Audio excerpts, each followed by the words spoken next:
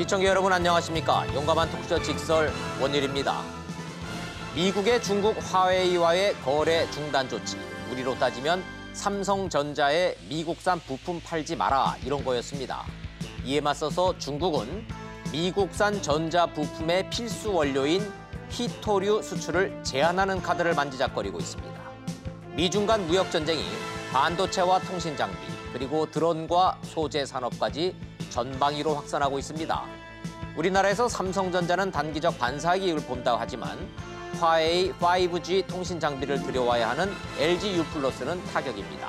우리 경제의 U 분리를 따지는 게 무의미할 정도로 미중 간 싸움이 커졌다는 얘기입니다. 원달러 환율 급등도 우연이 아닙니다. 이미 내수는 장기 불황이고 수출만이 살 길일 텐데 한국은 어떻게 대처해야 할까요? 샵 3698 유료 100원 문자 보내주시면 미중 경제 전문가들의 토론에 반영하겠습니다. 직설 시작합니다.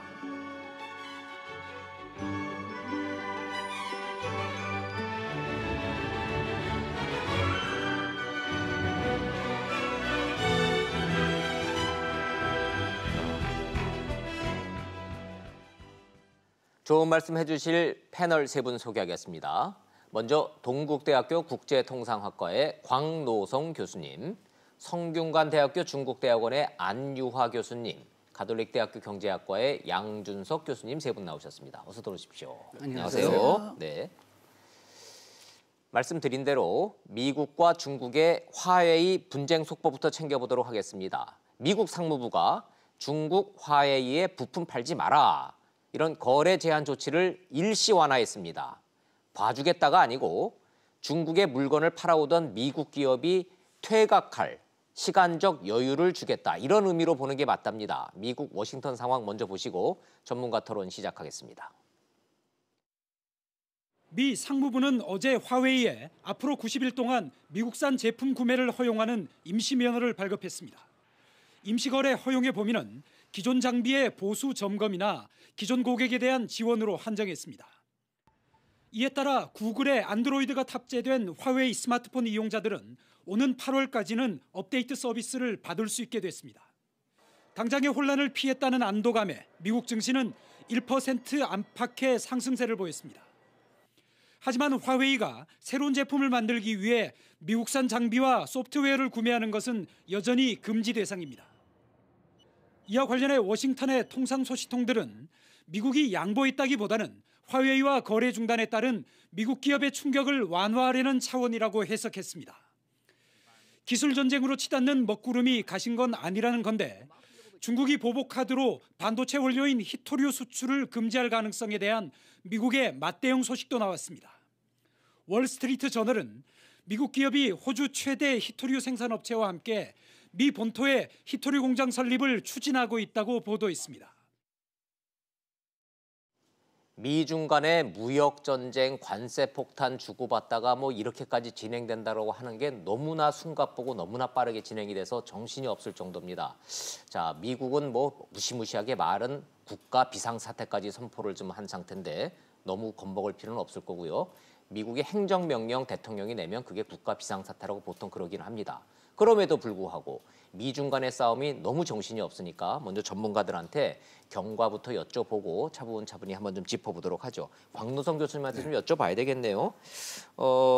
최근 상황까지는 저희가 미국 상황은 보여드렸고 미중 간의 이 전쟁 상황을 좀 굵직굵직한 것만 좀 경과를 설명을 좀 부탁드려볼까요? 작년 7월 시작됐죠. 340억 달러에 대한 관세 보고. 관세 폭탄 서로 주고받기 그렇죠. 시작했죠. 8월 달에 다시 이제 160억 달러 나머지 500억 달러 중에 160억 달러의 관세 25% 매겼죠.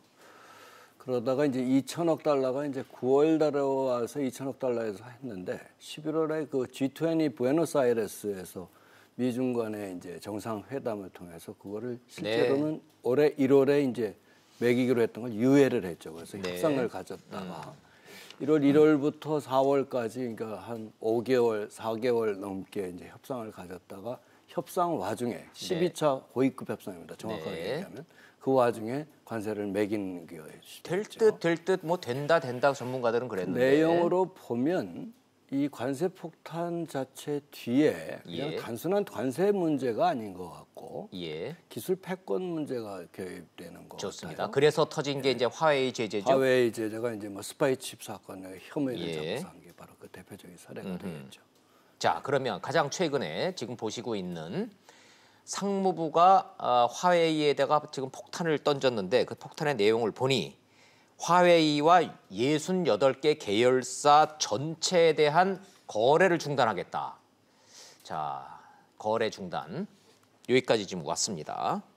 여기까지 지금 광노선 교수님이 진행 상황 좀 설명을 좀 해주셨고, 자, 양준석 교수님, 미국에서 경제학 뭐 학사하시고 박사까지 예일대까지 다 하셨고, 미국 경제 돌아가는 거 미국이 왜 이러는지는 이제 우리 양준석 교수님이 누구보다도 잘 아실 것 같아서 좀 오늘 좀 특별히 좀 모셨습니다. 그래서 설명을 좀 부탁드리려고 하는데, 구글, 퀄컴, 인텔 이런 회사들이요, 세계적인 IT 기업 아닙니까? 미국 상무부가 거래 중단해, 팔지 마. 그런데 그러면은 말 듣습니까 이렇게? 말을 들을 수밖에 없죠. 일단은 안보법에 걸려 있으니까. 안보법. 그러니까 만약 그 기업들이 그걸 어긴다면은 그러면 예. 법적 조치가 있을 겁니다. 물론 미국 그 법정 내에서 이게 진짜 합당하냐 그거를 재판으로 가져갈 수는 있긴 하지만은 그래도 차라리 그러기보다는 일단은 그 정부의 명령을 따르는 게 좀 더 순조로울 수가 있고요. 기업 입장에서는 이게 좋다 싫다의 문제가 아니라 국가 안보를 명분으로 내세운 미국 정부의 이 압박을 거부할 명분이 없다. 그렇죠.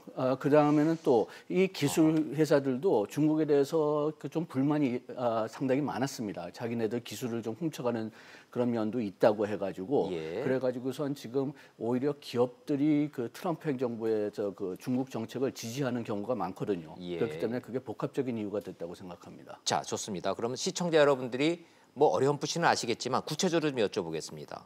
구글, 인텔, 퀄컴 이런 회사들이 화웨이에다가 부품을 안 팔겠다. 뭘 의미하는 겁니까? 그러면 어떤 일이 벌어지는 건가요? 예, 지금 화웨이는 자기네들이 견딜 수 있다고는 하지만은 그렇지만은 5G 관련된 장비뿐만이 아니라 스마트폰 관련된 핵심 부품이나 소프트웨어 그런 거를 못 받게 되니까요. 지금 화웨이가 미국에서도 물건을 못 파는 것도 이제 문제가 되지만은 더 치명적인 문제가 될 수 있는 것은 미국에서 그런 기술이나 그 소프트웨어를 제대로 받지 못하면은 예. 그러면은 미국뿐만이 아니라 다른 나라 수출에도 큰 영향을 줄 수가 있거든요. 예. 그렇기 때문에 화웨이는 어떤 면에서는 상당히 지금 위험한 단계로 넘어갈 수가 있는 건데 뭐 화웨이 자체는 자기네들이 자체 기술로 대체할 수 있다 아니면 유럽 기술로 대체할 수 있다고 얘기는 하지만은 네. 그렇지만 실제로 그렇게 할 수 있을지는 아직 좀 미지수입니다. 미지수네요. 화웨이의 시장 점유율표 보고 계십니다. 2018년 작년입니다. 물론 삼성전자, 삼성 갤럭시가 세계 점유율로 보면 여전히 1등이긴 하지만 중국 내에서의 점유율은 1%가 안 됩니다. 삼성전자가 중국에서는 힘을 못 씁니다. 이유는 딱 하나, 저 화웨이 때문입니다. 아마도 아시아 시장에서 60%를 차지하는 거에서 중국 시장을 거의 독점하고 있기 때문에 그러지 않나 생각이 드는데, 자, 어찌됐든 화웨이는 저렇게 세계 1위를 삼성전자를 제치고 곧 1위 한다라고 그랬었던 중국 회사입니다. 안유화 원장님은 중국 국적이시고요. 성균관 대학교에서 지금 강의하고 계시지만 중국 증권행정연구원 원장으로도 갖고 계시는 거죠. 네. 여기는 뭐 어떤 데입니까? 중국 증권행정연구원은? 네, 중국 그러니까 한국 금융기관들의 중국 자본시장 투자할 때 예. 자산운용상의 컨설팅 주로 하고 있고요. 네. 기업 리서치나 예. 그리고 뭐 요즘에는 핀테크라고 해서 중국 예. 핀테크 연수 과정 뭐 이런 걸 운영하고 있습니다. 그래서 네. 강의만 하시는 게 아니라 네. 안유화 교수님 지난번에 출연하셨을 때 시청자 여러분들 반응이 야, 중국의 시장 상황을, 중국의 의중을 이렇게 쉽게 설명해 주시는 분이 없었다라고 너무나들 감사합니다. 문자들 많이 주셔서 네. 예. 그리고 중국 국적이시지만 일방적으로 중국 편을 또 드시는 것도 아니라는 객관적 설명이기 때문에 제가 특별히 좀 네, 모셨습니다. 감사합니다. 네. 여쭤보겠습니다. 화웨이, 대한민국에서 삼성전자는 뭐 설명이 필요 없는 회사고, 네. 화웨이 그러면은 핸드폰 생각나고요. 네. 5G 통신 장비 생각나는데 네. 통신 장비는 눈에 안 보이고요. 그렇죠. 화웨이 폰은 눈에 네. 보이니까. 그렇죠. 미국에서 부품을 공급을 안 하겠다 그러면 화웨이에는 어떤 일이 벌어지나요? 이번에 그 런정페이 그 회장님이 그 중국 CCTV 인터뷰를 가졌어요. 예. 그래서 만약에 미국에서 관련 부품들을 수입하지 않아도 3개월 정도는 버틸 수 있다. 버틸 수 이유는 있다. 작년에 그 JT 사건도 있었고 또 예. 무역 전쟁이 가열화되면서 언우를 대비해서 네. 이미 10억 달러, 그러니까 왕년에 비해서 40% 이상을 더 추가 수입을 해서 준비를 해놨다고 합니다. 그래서 앞으로 3개월 버티는 거는 큰 문제는 없지만 문제는 미래가 지금 어떤 상황이냐 이렇게 지금 사람들이 걱정하고 있는데 예. 그 런정페이 그분이 말씀하시는 얘기로는 오늘이 발생할 것을 이미 고민을 해가지고 예. 그러니까 14년부터 일찍이는 2004년부터 기술 개발에 들어갔고 2009년부터는 자체 칩을 이미 자기 상품에 접목하기 시작을 해서 예, 예. 플랜 B를 가동해 왔다고 합니다. 아, 플랜 B 얘기가 그 얘기군요. 예, 근데 그 플랜 B가 어느 수준인지는 아무도 모르는 거죠. 아하. 그래서 만약에 미국이 아예 수출을 안 했는데도 자기네 플랜 B 가동이 됐기 예, 때문에 예. 걱정하지 말라 이렇게 시장을 지금 안정화하고 있습니다. 저분이 런정페이 회장님이세요? 네, 그렇습니다. 네. 그러니까 우리로 따지면 이건희 회장님이네요. 삼성전자 이건희 회장쯤 되시겠네요. 그렇죠. 굉장히 중국의 입지적인 인물이고요. 전에는 예. 인민해방군 출신입니다. 군인 출신이요. 군 출신이군요. 네, 네, 예, 예. 네. 그러니까 화웨이라는 회사는 군 출신 회장이 만들어서 사실상 중국 정부가 뒤에 있다 이런 소문이 틀린 말은 아니군요. 미국에서 그렇게 생각하고 있죠. 왜냐하면 저분이 그 창업주는 확실하고요. 예. 근데 지분이 굉장히 적어요. 2%도 안 갖고 있고 그 그래요? 98%가 종업원들이 갖고 있어요. 그래서 대주주는 전국 총 공회 조직이라고 해서 종업원들이 대주주예요. 그래서 저분은 종업원이? 2%도 안 되는 걸 갖고 있으니까 예. 미국에 보기에는 공회라는 게 뭐냐. 예. 그게 공산당이 지배하는 조직인데 예. 걔네들이 지금 대주주라고 하는 거는 실제는 이거는 민영 기업이 아니라 국가 기업이다. 특히 국가 공산당 기업이다. 기업이다. 이렇게 지금 보고 공격을 하는 거예요. 아, 실질적인 네. 오너는 중국 공산당이라는 얘기가 그래서 나오는군요. 예, 트럼프는 지금 화웨이를 공격하는 거는 런정페이를 공격하는 게 아니라 예. 실제는 공산당을 공격한다고 목표를 두고 하고 있는 거예요. 네. 참 그 얘기하니까 생각나네. 네. 그 런정페이 회장 딸 네, 캐나다에서 그렇죠. 풀려나서 예, 중국 멍하죠. 돌아왔어요? 아니요. 계속 아직도 못 들어왔어요? 예, 감금되어 있는 상황. 아직도 잡혀 있어요? 네. 와, 이거 장난이 아니군요. 네. 예. 자, 화웨이가 지금 이런 상황입니다. 플랜 B를 가동을 해서 굳이 미국산 인텔이나 퀄컴으로부터 칩을 사지 않아도 우리가 물건을 만들 수 있는 플랜 B를 준비하고 있다. 이렇게 지금 큰 소리 치고 있는데 실상이 어떤지는 아직은 모르겠다. 이런 얘기입니다. 광노선 교수님. 네. 이런 상황에서 미국이 90일 유예 기간 줄게 미국 기업들한테 이건 뭘 의미합니까? TGF 얘기하는 거죠. TGL, 그 Temporary General License라고 그러는데. Temporary General License라고 그래요, 그거를? TGL이라고 그러는데. 예. 그게 뭐냐면 이제 90일 동안 8월 임시면허. 17일까지, 90일까지 그 기한을 줘서 그때까지 업데이트한다든가 소프트웨어 아니면 예. 네트워크 업데이트하는 것은 허용을 해주겠다라고 얘기하죠. 그 얘기는 뭐냐면 중국의 신제품에 들어가지 않는 것이라면 그냥 공급해줘도 무방하다 이 얘기거든요. 아, 신기술은 계속 막아두고 그렇습니다. 기존의 제품 팔아먹은 거에 대해서는 업데이트하거나 이거는 8월 17일까지 해주겠다 하는 얘기가 TG에 대한 내용입니다. 자, 그럼 90일이잖아요. 예. 90일 지나면 어떻게 됩니까? 90일 지나면 이제 템포러리니까 없어지는 거예요. 없어져요. 예. 그럼 뒤집어 얘기하면 미국도 이게 화웨이에 직격탄을 줘서 압박을 한다라고 큰 소리는 치지만 뒤집어 얘기하면 물건을 팔아먹어야 되는 미국 기업 입장에서는 90일 동안은 수출을 할 수 있지만 90일 뒤에는 세계 최대 시장인 중국 화웨이 시장을 잃어버린다는 얘기 아닙니까? 그동안에 이제 새로 개척하고 예. 새로운 준비를 하라는 얘기죠. 그러니까 런정페이 회장만 플랜 B가 아니라 미국 기업도 빨리 플랜 B를 만들어라. 준비하라는 그럼 얘기죠. 미국 기업 속사정 좀 한번 좀 여쭤봐야 되겠네요. 양 교수님 어떻게 보세요? 미국 기업 속 탈 것 같은데요? 상식선에서 생각해 보면. 글쎄요, 뭐 지금 최소한도 미국 보도에 의하면은 예. 지금 대도시에 있는 5G 장비나 이런 것들은 벌써 그 파웨이 말고 다른 그 회사들에서 지금 공급을 받고 있기 때문에 네. 지금 영향을 받는 회사들은 좀 미국 시골에 예. 아직까지 고속인 네트워크에 연결되지 않은 그런 부분에서 파웨이 부품을 많이 쓰고 있는데 거기가 오히려 좀 많이 타격을 받을 거라고 얘기를 하고 있거든요. 오히려요. 예, 지금 하도 오랫동안 트럼프가 이런 암시를 줬기 때문에 최소한도 장비 입장에서는 대도시의 그 좀 큰 기업들은 벌써 이동을 한 것 같습니다. 그런데 이제 좀 문제가 상당히 심해지는 것은 지금 스마트폰을 산 사람들은 이 업데이트가 제대로 어떻게 될까 지금 거기에 대해서 궁금한 건 많고, 그다음에 지금까지 트럼프의 통상 전략을 보면은 대부분은 관세 올리는 것을 먼저 중간재나 자본재 두고 소비재는 최대한 뒤로 밀었거든요. 그렇게 되니까 어떤 면에서는 그 미국의 일반 소비자들, 그러니까 일반 그 선거에 투표하는 그런 그 시민들은 아직까지 그 관세 상승의 영향을 완전히 보지는 못한 상태예요.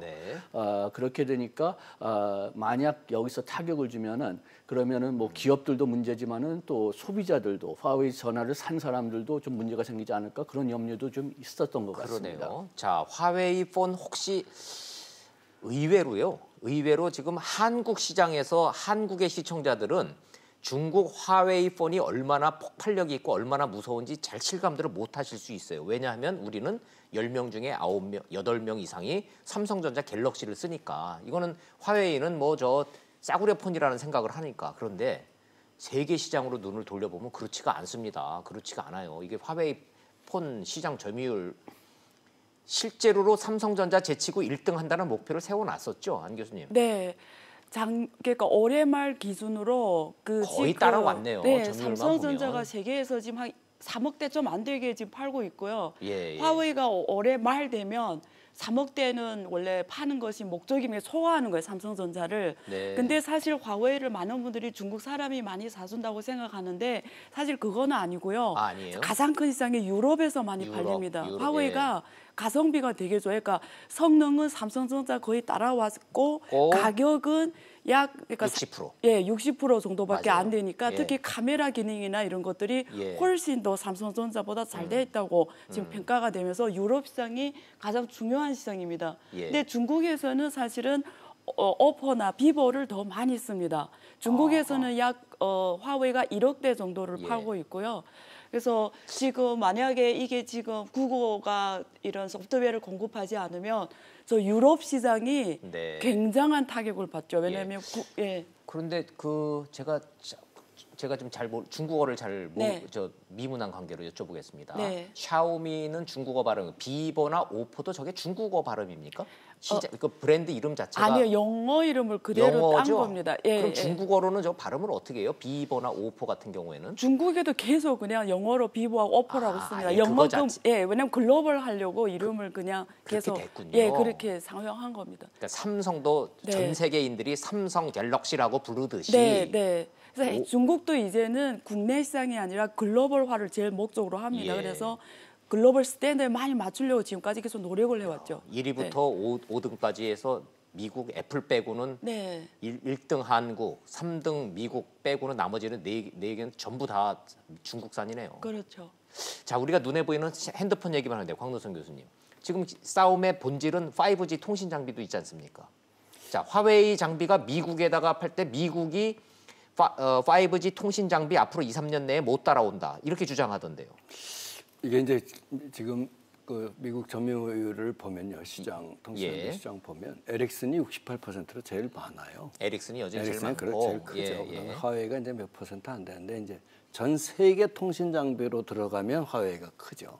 역시 또 글로벌 시장으로 가면은 넘버원은 화웨이네요. 화웨이가 제일 큰데 이제 미국 시장은 뭐 에릭슨이 거의 잡는다고 보면 되고. 자, 그럼 요 대목에서요.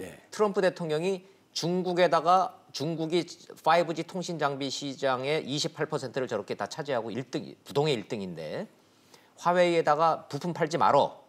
그러면 핸드폰 빼고요. 5G 통신 장비 시장 점유율이 바뀔 가능성이 있습니까? 있죠. 왜냐하면 지금 그래요. 왜냐하면 지금 화웨이가 지금 미국에 하는 것이 지난번 이제 스파이칩 사건이잖아요. 백도어 백도어해서 정보 빼간다고. 확실하게 뭐 주장은 하고 있지만 증거로 발견된 건 아니지만.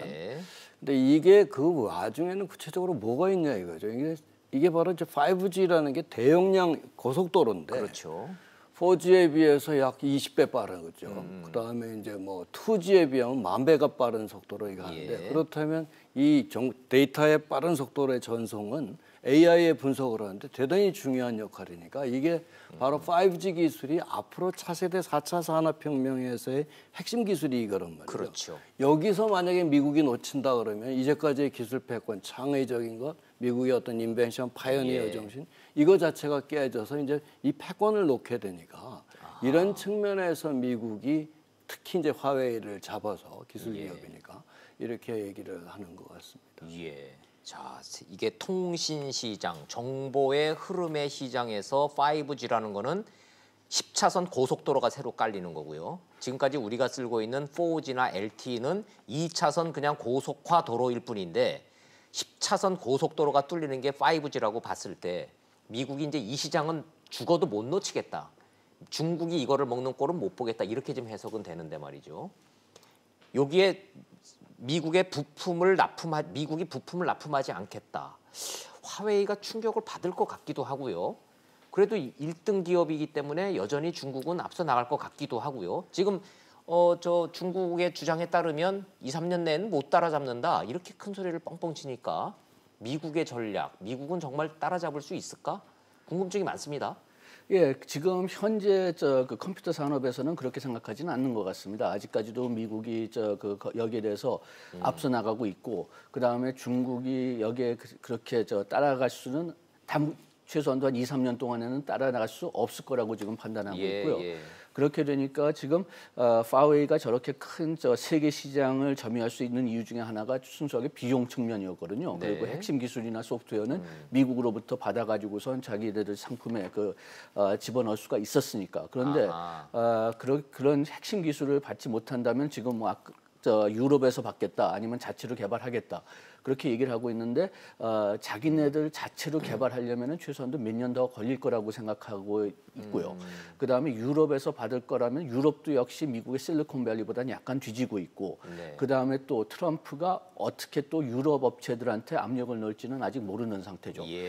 지금 그 트럼프가 그 유럽 국가들 또 다른 국가들한테도 그 파웨이 제품을 쓰지 말라고 했는데 그 실적은 지금 좀 믹스드되어 있습니다.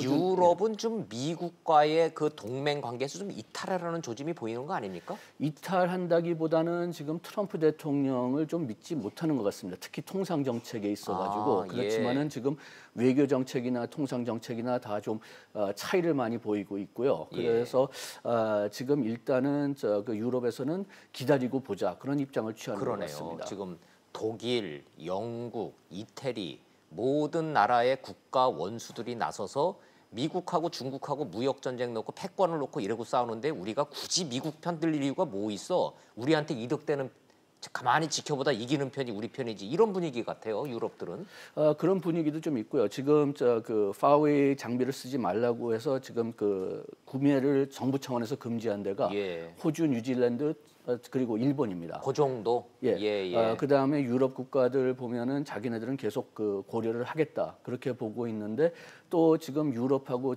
미국 그 외교 관계도 좀 상당히 복잡하거든요. 그래서 그 이란 관계든지 아니면은 그 WTO 개선 관계라든지 그런 데서 상당히 복잡하니까 이란 핵 문제까지도 겹치니까 진짜 또 복잡해져요. 그러니까 이게 그 지금 먼저 나서 가지고선 뭐 이렇게 하겠다 저렇게 하겠다 하면 오히려 나중에 협상할 때 레버리지가 없어질 것 같으니까 먼저 얘기할 이유는 없죠. 미국과 중국이 5G라고 하는 차세대 기술을 놓고 이런 사활을 건 패권 전쟁을 벌이고 있을 때 유럽 국가들은 오히려 한 발 떨어져서 지켜보는 상황이다라는 전문가들 말씀 듣고 있습니다. 안유아 교수님. 중국에서요 무역 전쟁의 노래라는 게 있습니까? 그게 외국에서 그렇게 이름을 붙인 건데요. 중국에는 그렇게 표현을 안 하고요. 중국에 그때 50년대 여기 한국에 6.25 전쟁이라 하잖아요. 중국은 그걸 조선 전쟁이라고 표현을 합니다.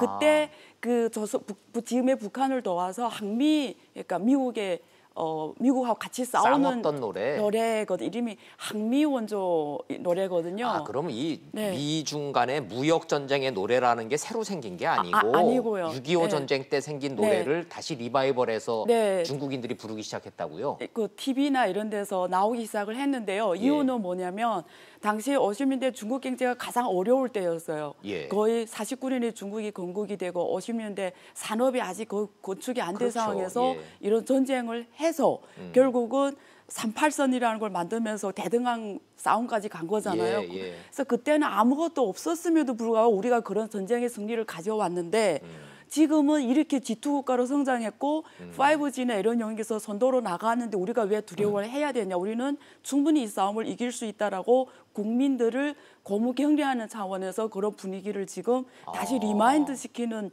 역할을 한다고 보시면 됩니다. 항미, 네. 반미 분위기를 중국 정부가 이렇게 은근히 언론을 통해서 부추기고 있다 이런 말씀이신가요? 뭐 그렇게 그런 노래를 통해서? 네, 볼 수도 있겠죠. 예, 그러니까 국민들이 심리를 안정화시키는 역할을 하려고 하는 것 같아요. 그러니까 예, 이거는 예. 우리가 충분히 싸워서 이길 수 있는 게임이다. 이렇게 메시지를 전달하고 있는 것 같아요. 그래요? 네. 그 정도예요? 네. 따지고 보면은 일본하고 다오이와 네. 다오이다오 네. 분쟁 났을 때 일본 도요타 자동차들 불매 운동 벌어지고 그렇죠. 한국의 사드 사태 벌어졌을 때 롯데 쫓아내듯이 네. 중국이 이제는 공장이 아니라 세계의 시장이다 보니 미국하고도 한번 이렇게 맞짱 한번 떠볼 수 있다 이런 분위기가 팽배합니까 실제로? 이렇게 보면 될 것 같아요. 사실은 중국 사람들은 굉장히 그 편견이 적은 민족입니다. 그러니까 굉장히 오픈되고 다양성 있는 민족이고 그 뭐 피부색, 종교 불문, 편견이 가장 없는 민족 중에 하나가 사실 중국 사람인데요. 예. 근데 그때마다 정치적 사건이 나올 때마다 그런 일이 있었던 건 사실이에요. 예. 근데 그게 전국적인 일은 아니고요.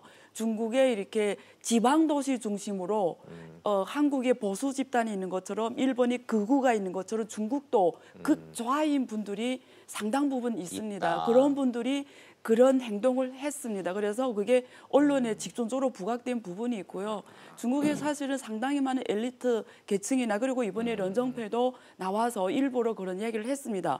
이 일을 민족주의와 연결시키지 말라. 말자. 그리고 예. 애플을 뭐 불매하거나 이런 운동을 하지 말라고 이번에 런정페가 직접 나와서 얘기까지 예, 했거든요. 예. 그래서 예, 예. 그런 일이 발생할 수도 있겠습니다만 그게 중국 전반적인 상황이라고 이해하는 건 조금 과장이 될 수도 그러네요. 있어요. 네.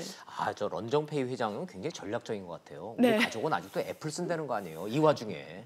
예, 저런 얘기를 한다는 얘기는 이게 어떤 그렇게 감정적으로 치닫는 게 아니라 세계 경제 패권을 놓고 두 거인이 싸우는 게 본질이다라는 거. 미래를 놓고 벌어지는 싸움이다라는 게 본질이라는 점 이렇게 되고 있습니다. 자, 여기에서 우리 한 가지 꼭 짚어봐야 될 게 있는데 샵 3698 시청자 문자와 질문을 좀 받아가면서 아이고 질문에는 뭐 그래도 결국은 미국이 이길 거예요 이런 전망도 많이 나오고 중국도 간단치 않습니다 이런 문자도 좀 들어오고 있습니다. 중국이 카드가 하나 있습니다. 히토류. 이게 도대체 히토류가 뭐길래 이 와중에 히토류가 또 지금 뉴스가 되고 있는지 교수님들과 함께 좀 여쭤보도록 하죠. 히토류가 뭡니까, 곽 교수님? 이게 이제 그 레어 메탈 또는 뭐 스케어스 소일이라고 또 최근에 가장 어렵네요. 번역된 예. 것은 레어 메탈 머티리얼, 예. 레어 어스 메탈 이렇게 얘기를 하는데요. 그러니까 희자가 희귀하다 희자고 희소하다 토는 땅이란 뜻일 거고. 소일이죠. 예, 그래서 예. 레어 어스 메탈이 이게 뭐냐면 제가 이제 찾아봤어요. 그랬더니 화학 기호 중에 예. 57에서 71번 사이에 15개. 예, 예. 그다음에 스칸디움, 이토리움이라고 총 17개인데 예. 요게 이제 4차 산업혁명의 쌀이라고 불린답니다. 왜 그러냐? 아. 이게 전기 자동차나 모터, LCD, 풍력 발전의 핵심 연료로 하는데 요게 안정성과 열 전도율이 굉장히 높은 거랍니다. 네. 근데 이제 히토류는 그냥 채굴을 해가지고 이 채굴을 해서 다시 이걸 분리를 시켜야 되는데 네. 이 과정에서 엄청난 환경 오염이 발생하는 거예요. 환경 파괴가. 네. 바로 이제 그런 측면에서 히토류는 뭐 이제 중국이 전체 생산의 뭐 85%를 장악하고 있다고 예, 하지만 예. 미국도 안 하는 게 아닙니다. 지금 한 15,000톤 1년에 하고 있는데 예. 만약에 미국이 이번에 이제 발표한 것처럼 하게 되면 그럼 환경 오염 같은 거 파괴는 감소하겠다 이 얘기죠. 그래요. 예. 자. 시장 상황을 좀 간략하게 좀 시청자 여러분들이 이해를 돕기 위해서 지금 화면을 지금 보고 계시지만 지구상에서 생산되는 원소가 118개라고 그러는데 그중에 고등학교 때 뭐 한 20개까지는 우리가 외우지 않습니까? 지금은 저도 다 까먹어서 1번이 H 수소라는 것밖에는 기억이 안 납니다. 근데 57번 뒤로 가면은 정말로 귀한 금속들, 원료들이 있는데 그걸 히토류라고 하는데 이게 통신 장비에 들어가는 전자 부품 칩에 들어가는 필수 원료입니다. 중국에서 85%에서 90%를 생산해내기 때문에 이거를 만약에 중국에서 수출을 안 하기 시작하면 퀄컴이고 인텔이고 칩을 못 만듭니다. 삼성전자고. 그러니까 이게 무기가 되는 겁니다. 이제 이 얘기입니다.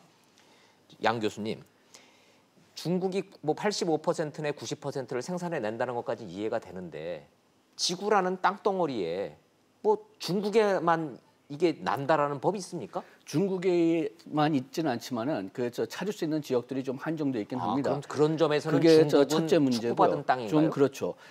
호주나 미국 같은 데도 많이 있지만은 그 비용이 너무 비싸고 그다음에 환경 문제도 날 수가 있고 만들어내는데 그걸 파내는 거죠. 파내는데 그렇기 때문에 지금 어떤 면에서는 중국한테 다 넘긴 거죠. 훨씬 더 저렴한 비용으로 구할 수 있으니까. 그런데 이 히토류를 중국이 과거에 무기로 쓴 적이 있거든요. 일본의 수출을 거부하면서. 그게 그런 사례가 있습니까? 이 사례가 한 번 있습니다. 그래서 WTO에서 2014년일 거예요. 그때 그 일본이 소송을 내 가지고선 중국이 진 경험이 있긴 합니다. 그렇지만은 WTO에 가서 문제가 중국이 일단 수출 금지를 한 다음에 WTO에 가서 한 2년 내지 3년 동안 시간을 끌 수가 있고 또 지금 WTO의 상소기관에 좀 문제가 있기 때문에 그것보다도 더 시간을 끌 가능성도 있거든요. 그래서 확실히 무기는 무기입니다. 그렇군요. 자, 이런 얘기입니다. 시청자 여러분. 미국이 중국의 화웨이에다가 부품을 팔지 않겠다고 엄포를 놨습니다. 그랬더니 중국은 이번에는 그럼 니들이 만드는 그 부품의 진짜 원료를 수출 안 할 거야. 이게 히토류입니다. 물리고 물려 있습니다. 자, 안 교수님. 네. 시진핑 주석이 아무 소리 안 하고서는 히토류 공장을 시찰을 했더군요. 제가 뉴스를 봤더니. 네,江西省 赣州라는 도시에 가서 어디요? 그러니까 중국어로 짱시성이에요. 한국어로는 강서성이라고 하고요. 여기 깐저우라는 도시가 있는데요. 거기에 상장 기업이 있습니다. 히토리 생산하는 업체가 있는데요. 중국이 지금 히토리 매장량이 전 세계 23% 차지하고요.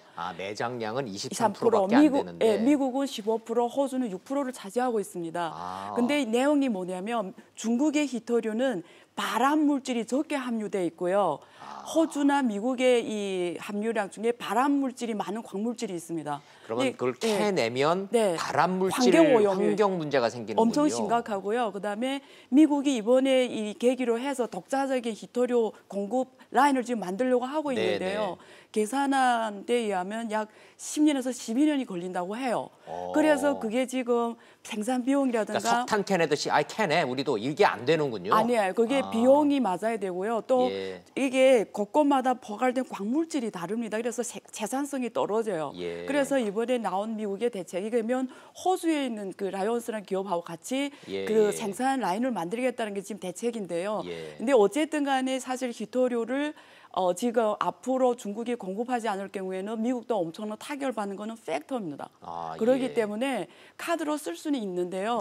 근데 사실은 뭐 아까 우리가 앞에서 토론한 것처럼 부품이나 이런 것들이 사실 또 화웨이가 공급받지 못하면 화웨이가 그 전에 먼저 죽을 수도 있거든요. 화웨이가 없는 게 뭐냐면 무선 통신 우리가 라디오 프리퀀시라고 해가지고 RF 쪽에는 유럽하고 미국 기업이 독점입니다. 중국은 제로입니다. 그래서 그걸 만약에 무선 통신을 받지 못하면 화웨이 핸드폰은 거의 불가능합니다. 작동이. 그래서 그게 히토리만 또 쥐고 있으면 뭐 하냐 이거죠. 그러니까 그게 사실은 얘네들 먼저 망할 수가 있는 거죠. 그러니까 시간 문제인데 어쨌든 간에 그런 면에서 서로가 사실 치명적이게 되는 거예요. 사실 결론적으로.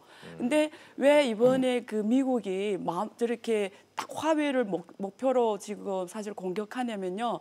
지금 화웨이가 가지고 있는 게 아주 중요한 특허를 갖고 있습니다. 그 5G에서 무선 통신을 담당하는 그 표준 중에 폴라 시스템이 있는데요. 예. 그 특허의 50%, 49.5%를 화웨이가 갖고 맞아요. 있고요. 절반을 미국은 갖고 있어요. 퀄컴이 6%밖에 안 갖고 있습니다. 근데 미래는 이게 무선 통신이 잘 돼야 이게 빨리 갈 수가 그렇죠. 있기 때문에 자율주행차도 다 거기서 나오는데 거니까. 예. 이걸 5가 장악했다라는 거는 4G는 내내 대상이지만 예. 5G는 화웨이가 대상이 되고 산업 정체를 리드해 가는 거죠. 예, 결국 예. 지금 중국 그러니까 6G를 예. 이미 개발을 시작했습니다. 그래서 5G가 아니라 6G 개발을 예, 이제는 5 시작을 했다. 상용화 개발은 끝났다고 보고 있는 거예요. 그래서 이제는 예. 6G로 가고 있거든요. 그래서 미래에는 중국이 이제는 내년을 선도해서 간다라는 게 이미 보였기 때문에 예. 사실 지금 미국이 지금 아니면 기회가 없다라고 판단하는 거죠. 좋아요. 예. 예. 자, 왜 화웨이에 부품을 공급하는 뭐 퀄컴, 인텔, 여기 구글 여기를 지금 수출을 못하도록 하고 중국은 여기에 맞서서 그러면은 그 부품의 원료가 되는 히토류 카드를 지금 만지작거리는 상황까지 지금 가고 있고 그 속사정까지 전문가들 의견을 좀 듣고 있습니다. 자, 곽 교수님, 이 히토류 전쟁은 어떻게 전개가 될까요? 제가 이걸 왜 여쭤보냐면 의외로요. 저희는 잘 관심이 없었지만 시장에서는 히토류 관련 주식이라는 게 있더군요. 대한민국도 이미. 히토류 관련 주가가 어제 보니까 널뛰기를 하는데 와, 대한민국은 히토류 안 나오나 봐요. 그런 거 보면. 이게 이제 강원도에 좀 있긴 있다 소리는 듣긴 들었는데. 뭐 히토류라는 게 이제 우리가 생각하는 것처럼 이게 대본에서 석탄 이렇게 하듯이 캐면 그게 바로 석탄이 되는 게 아니고요. 그게 아니고 히토류는 큰 땅덩어리에서 채굴을 한 다음에 이걸 분리를 해내는데 조금 나와요. 그렇죠. 그러니까 희귀하겠죠. 환경, 예. 엄청난 환경 파괴와 아까 얘기한 발암 물질 같은 것도 그 과정에서 나오게 노출이 되게 되는 건데 일종의 보면 게임 오브 치킨이라고 치킨 게임이에요 이게. 서로 하나는 부품 공급하지 않겠다, 그러면 부품 원료를 공급하지 않겠다. 누가 먼저 죽는지 보자. 예. 이게 이제 게임의 양상이잖아요 결국은. 예. 그 뒤에는 이게 단순하게 무슨 뭐 미국 제품 좀 대두나 무슨 뭐 에너지 상품 좀 사주겠다 이 문제가 아니거든요. 아, 그러네요. 이 치킨 게임이라는 게 보통 이제 막판에 갔을 때 하는 게 치킨 게임에서 국가가 됐기에는 가는데 이거는 여기 때는 뭐 소버렌티니 뭐니 없죠. 그러네요. 왜 최근에 시진핑 주석이 왜 11차 협상에서 우리가 합의했던 보통 이니셜이라고 그러는 최초 합의한 150페이지를 35페이지 뚝 뗀 게 뭡니까? 중국 제조 2025에 부품 첨단 부품 70% 그 완료에 보조금 주지 말라는 거 하고 그다음 기술 탈취했다는 것을 법적으로 보정하라고 그러니까 이건 완전히 100년 전에 난징 조약이다. 라고 생각해서 강경파들하고 35페이지 떼내니까 왜 약속 오겠냐. 보통 이제 이니셜하고 사이닝 세리머니 두 가지 단계로 진행하거든요. 국제협상. 근데 이제 그렇게 해서 전개된 과정이 그러네요. 히토류와 관련된 것만 놓고 보면은 안유아 교수님 말씀하셨던 그 시진핑 주석이 관심을 갖고 시찰을 했던 그 히토류 관련 주식이 상장사인 모양인데 어제 하루에만 세상에 130% 주가가 급등했습니다. 이 와중에 다 떨어지는데 한국도 히토류 관련 주식이 웃고 지금 난리가 났습니다. 미국 좀 한번 좀 살펴보죠. 호주 거 개발하겠다. 오스트리아에 있다. 이거 개발하면 된다. 미국 자체 거 생산해도 된다. 뭐 월스트리트 저널 뭐 보도도 나오고 있고 이런 라인업 만들겠다. 추진하겠다. 트럼프 대통령도 히토로 중국이 안 팔어? 그럼 우리 거 캐. 뭐 이제 이런 식으로 지금 가고 있는 것 같은데요. 가능한 겁니까? 이게 아니면 이게 블러핑입니까? 좀 블러핑이 좀 있다고 봐야 되겠죠. 특히 단기적으로는. 왜냐하면 지금 봤을 때는 그 시설을 다 다시 도입해야 되고 그 다음에 또 양도 추가적으로 이제 키워야 되겠고 그 다음에 또 환경 문제 때문에 아마 그 지역에 사는 사람들이 또 반대를 아마 할 겁니다. 미국도 않죠. 마찬가지고 호주도 마찬가지일 거예요. 그 다음에 또 만약 그런 시설을 도입한다고 해도 원래 중국으로 넘어간 이유가 그 생산 비용이 선진국에는 너무 크기 때문에 넘어갔기 때문에 이렇게 생산량을 늘린다고 해도 그 미국의 그 비용은 증가할 거니까요. 그러니까 장기적으로는 이렇게 시설 도입해서 그냥 높은 비용을 내도 하겠다. 그렇게 우리가 생각할 수는 있겠지만은 최소한도 단기적으로는 생산량을 늘리기는 상당히 어렵겠죠. 그러네요. 야, 이게 중국이 가지고 있는 이 원료 시장에서의 이 파워가 생각보다 상상 초월입니다. 이런 상황으로 좀 진행되고 있다라는 점. 한 가지 또 있던데요. 또 싸움의 그 전선이 드론. 저도 깜짝 놀랐습니다. 시청자 여러분들 혹시 상식선에서 아실려나 모르겠지만 미국에서 날아다니고 있는 그 조그맣고 큰 드론의 80%가 세상에 중국 거랍니다. 중국 거. 안유아 교수님.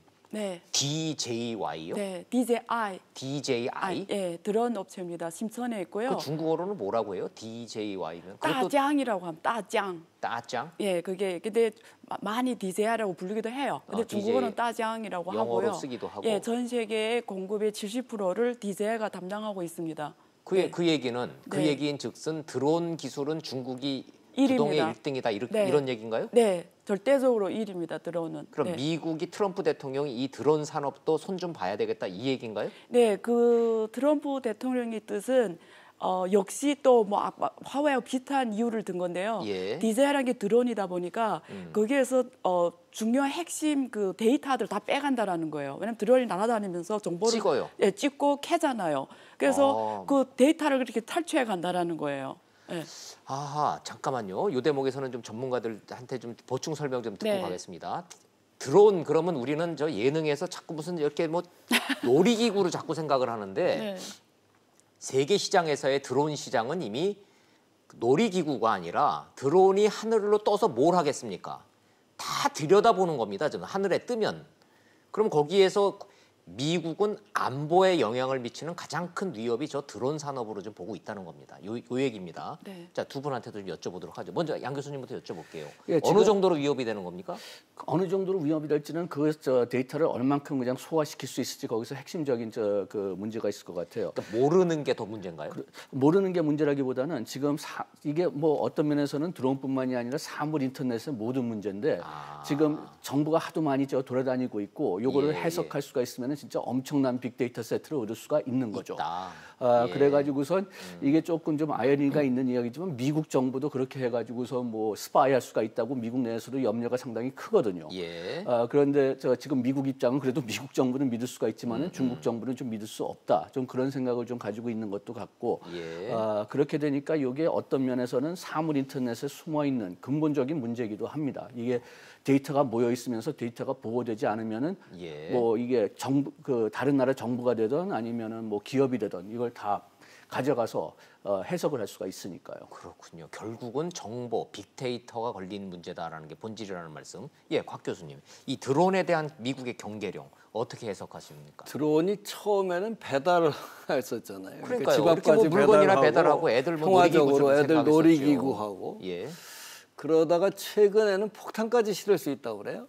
드론으로 드론 밑에다가 이제 공격도 폭격기처럼 가능하죠. 그렇죠. 예. 폭탄을 이렇게 줄줄줄줄 매달았다가 가서 원격 조정이 가능하니까 뚝 예. 떨어뜨리면 폭탄은 바로 굳이 무인 항공기가 필요 없을 수준이 됐다는 없습니다. 거죠. 왜냐하면 지금 드론이 옮길 수 있는 물량이 상당히 높아졌으니까. 네, 네.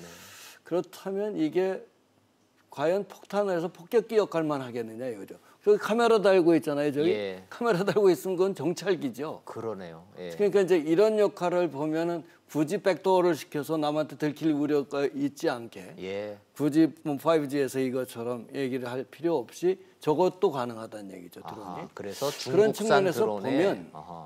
그런 측면에서 보면 아까 이제 5G 얘기 계속입니다만 히토류를 제가 뭐 쭉 이제 문헌을 조사하다 보니까 1992년도에 등소평이 중동에 석유가 있다면 우리는 히토류가 있다. 그게 4차 산업에 소위 말해서 쌀에 바로 이제 히토류라는 걸 알고 벌써 92년도에 등소평이 남승공화 끝나면서 그 얘기를 했더라고요. 그래요. 그 얘기 나온 게 히토류 얘기 나온 게 20년 전이에요. 그러니까 92년이니까 17년 저희는 전에 92년도에 히토류라는 단어 자체를 듣지를 못했습니다. 몰랐었죠. 예. 그러니까 우리가 처음에 반도체가 산업의 쌀이라고 그랬던 것을 벌써 4차 산업의 쌀은 네. 등소평은 92년도에 간파를 했던 거죠. 예, 덩샤오핑이 굉장히 멀리 내다본 지도자군요. 저는 갑자기 존경하게 됐습니다. 예. 제가 이해를 돕기 위해서 예. 드론의 역할을 돕기 위해서 앞으로 4차 산업혁명 시대에 우리가 모든 게 초연결이 되는 융합 시대잖아요. 그렇죠. 근데 중국에 어떤 업체가 있냐면 이제는 스마트 농업이라 해가지고요. 어느 정도로 드론으로 스마트하게 농업을 관리할 수 있냐면요. 예를 들면 옥수수다 이러면 그 옥수수의 지금 수분 함량이 얼마고 예를 들면 앞으로 강물량이 얼마 돼서 거기에 알이 몇 개 달리고 이거 다 컨트롤할 수 있게 됩니다. 그래요? 그게 이제 드론을 포함해서 사물 인터넷 연결을 해가지고요. 이런 5G 시대에는 그게 앞으로는 다 이런 앱 하나로 관리할 수 있게 됩니다. 그래요? 그게 면적에 상관없이요. 근데 그걸 예. 지금 중국에서 가장 세계적으로 선도적으로 스마트 농업을 이미 하고 있습니다. 그게 중국에서 현재 벌어지고 있는 얘기를 네. 말씀하시는 거죠? 네, 업체가 공상과학 있습니다, 이미. 미래는 네. 이렇게 될 거다니다가 아니고 아니요, 현장에 지금 이미 이런 업체가 있습니다. 그래서 오. 중국 농업은 이제는 예. 중국의 제일 큰 지금 좀 떨어진 게 농업이었거든요. 예. 근데 앞으로 5G가 되고 드론 이런 사물 인터넷 관련 산업이 발전하며 어쩌면 중국 농업이 세계에서 가장 발달된 농업이 될 수가 있고요. 지금 그게 만들어지고 있습니다. 아, 그 얘기 네. 들으니까 이제 조금 지나면은 네. 미국산 대두, 콩, 돼지고기 우리 안 사. 우리 식량 남아돌아 이렇게 될 수 있네요. 그겁니다, 지금. 스마트 팜 사업. 스마트 팜이라는 게 그게 그건데. 지금 네, 그겁니다. 드론이다. 네. 네. 어유, 갑자기 그냥 소름이 쫙 끼치는데 네. 우리 그 한참 전에요. 미국 가면은 야, 미국에 갔더니 야 헬기가 농약을 뿌리더라. 야, 막 이랬었는데 이제는 중국에 가면은 드론이 가면서 그 모든 거를 다 관리하는 관리합니다. 네. 관리를 하더라. 사람이 네. 없고 드론이 다 한다. 네, 그래서 앱 하나가 있으면 저는 면적에 상관없이 그냥 내가 생산량 얼마 할 것인지 지금 물이 부족한 건지 뭐가 부족 다 캐치가 예, 되고요. 예. 굉장히 스마트하게 되는 거죠. 결국은 네. 사물 인터넷을 염두에 둔 미중 간의 패권 전쟁이라고 그렇죠. 또 귀결되는군요. 네. 이 논쟁은. 예, 그래가지고선 지금 미국이 상당히 그 통상 협상을 할 때도 갈수록 이제 중점을 두는 게 정보의 흐름 자유하고 그리고 예. 디지털 무역이죠. 특히 저 정보의 흐름 같은 것은 미국 입장에서는 그 미국이 이제 받고 또 줄 수 있는 그런 정보가 완전히 자유화된다는 네, 그런 네. 움직임을 지금 많이 보이고 있거든요. 그리고 우리가 주로 USMCA 뭐 나프타 같은 거 생각할 때는 우리 주로 이제 자동차나 철강 같은 거 생각하고 있지만은 USTR에서 진짜 그 핵심을 지금 많이 보이고 있는 것은 이 디지털 무역하고 정보 흐름이라고 평가하고 있습니다. 네. 그래서 미국 언론에서 이 상황을 정리를 하는 이 제목들이 지금 벌어지고 있는 이 무역 전쟁의 본질은 디지털 철의 장막이다. 이렇게 얘기를 좀 하고 있습니다. 철의 장막이다. 근데 이게 눈에 보이는 게 아니라 디지털 철의 장막이다. 이런 얘기를 좀 하고 있습니다. 자, 본론으로 좀 와 보죠. 미국과 중국이 왜 이렇게 죽기 살기로 싸우느냐는 전문가들 얘기를 들어보니까 충분히 이해가 됩니다. 자, 우리의 관심사항 누가 이길까요?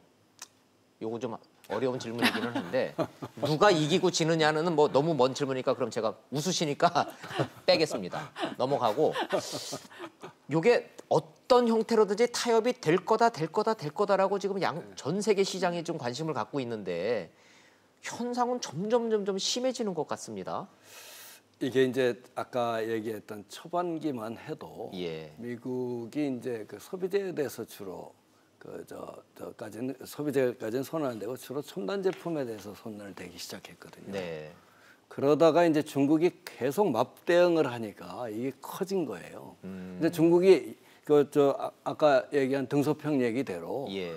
구부리고 계속 있어라. 예. 대국 굴기 하지 마라.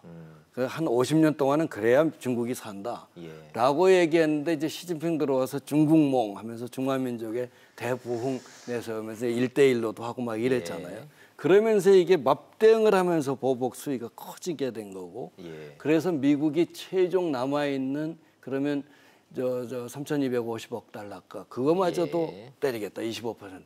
이렇게 돼서 이제 맞대응을 하게 되는 과정이 이렇게 왔는데 결국은 다음 달에 이제 미중 간의 정상회담이 잡혀요 일본에서. 예, 오사카에서 열린 G20. 28, 예, 29일 예. 양국에.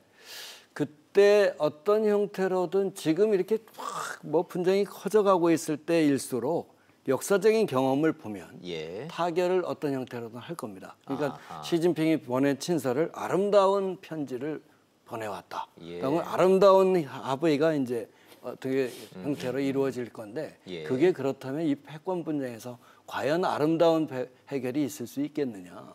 그건 아니죠. 봉합이다. 봉합 형태로 해서 미국 예. 걸 많이 사주고 예를 들어서 반도체도 미국 거 사주고 예. 대두 사주고 브라질로 갔던 거 메인에 대해서 그다음에 이제 뭐 보복관세 매겼던 거 그거 없애주고 네. 이런 형태로 봉합이 가되 이 패권 전쟁은 끊임없이 봉합되면서 이제 예. 일어날 것이기 때문에 이것은 오래 갈 것 같습니다. 자, 그럼 정리를 좀 곽 교수님 말씀을 좀 일반인의 언어로 좀 정리를 해보면 관세 폭탄 주고받은 거는 어떤 형태로든 물건 적당히 사주고 팔고 하면서 봉합될 거다, 타결될 거다. 그런데 이 패권 전쟁, 반도체 전쟁, 이 원료 전쟁, 이 패권 전쟁은 앞으로 계속 반복적으로 가는 거지 이게 딱 끝나는 게임이 아니다. 그렇습니다. 이렇게 보신다는 말씀. 미국도 중국도 고통스럽기는 마찬가지인가요? 아무래도 지금 현재로는 중국이 더 많은 피해를 받게 돼 있습니다. 중국이 더 고통스럽다. 중국의 대미 수출이 미국의 대중 수출보다 훨씬 더 크기 때문에. 그렇죠. 그렇지만은 제가 좀 소수적인 견해일지는 모르겠지만 이게 상당히 오래 갈 수 있다고 생각을 하는데 그 이유가 뭐냐하면 중국의 피해가 훨씬 더 크다고 해도 중국의 대미 수출을 GDP로 계산해 보면은 4%거든요. 4%는 큰 숫자긴 하지만은 어떤 면에서는 치명적인 숫자는 아닙니다. 그 얘기인즉슨 중국은 내수 시장이 있기 때문에 내수 시장이 버틸 수 있다. 예, 그 수출 시장이 중국 GDP의 한 18%밖에는 더 안 되죠. 그렇게 되니까 특히 아까 그 중국 내 애국적인 심정이 너무 커지고 그것 때문에 만약 미국에 지면은 안 된다는 심정이 국민 그 감정이 너무 심해진다면은 그러면은 4% 뭐 중국이 작년에 뭐 6% 이상 증가했으니까요. 뭐 얼마나 믿어져야 될지 모르겠지만 그렇게 되니까 좀 그 이번에 G20 회의에서 어떻게 봉합할 수 있는 방법을 찾지 않는다면은 그러면 상당히 장기화되지 않을까. 미국의 입장에서도 지금 그 중국에서 수입하는 물건들의 GDP 비중은 한 2.2%거든요. 그러니까 미국도 요거 한번 견뎌볼 만하다. 그렇게 해서 이게 치킨 게임이 완전히 죄수의 딜레마가 될 수가 있을지. 그러네요. 먼저 손드는 쪽이 진다라는 자존심 싸움으로 가면은 세계 경제에 재앙이 될 수도 있다라는 그런 경고의 말씀으로 이해를 좀 해보겠습니다. 자존심 얘기가 나오고 자꾸 이게 국가적, 민족적 이게 자존심으로 이게 싸움이 이제 가다 보니 그 얘기 들으셨죠? 그 유럽에 나가 있는 중국 대사. 우리는 5,000년을 견뎠는데 나머지 5,000년 못 견딜 거 뭐 있냐. 네. 와. 지금 5,000년 싸움이에요, 이게?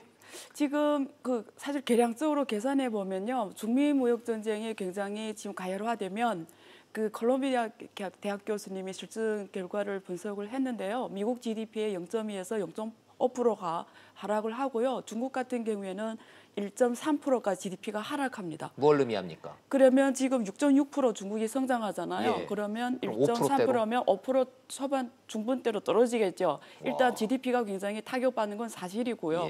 근데 사실은 중국이 이번에 이걸 잘 견디냐 안 견디냐 특히 화웨이가 잘 극복하냐는 유럽에 달려 있어요.